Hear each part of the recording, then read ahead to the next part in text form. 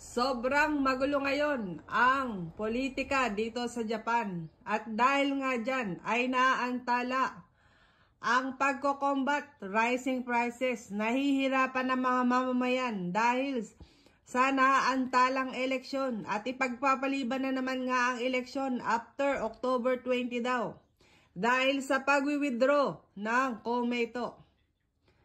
Nanalo na nga bilang President ng LDP, si Takaichi Sanae.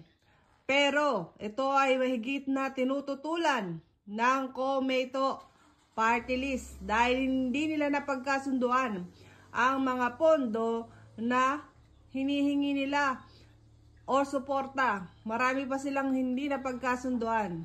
Pilit ang ngiti ni Takaichi Sanae sa nangyaring pag-uusap dahil nga nag-withdraw ang Komeito Coalition.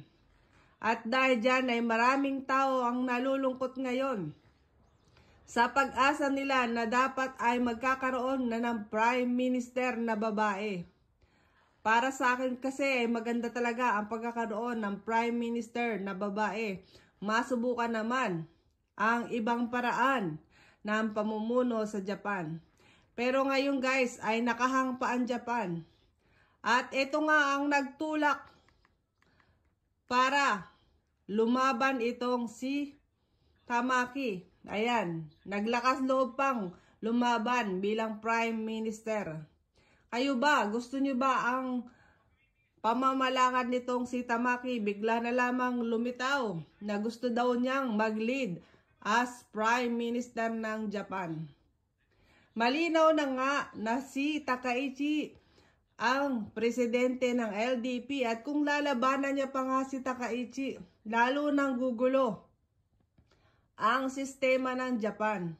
Dapat ay isa lamang ang maging leader kung ang pangulo ng LDP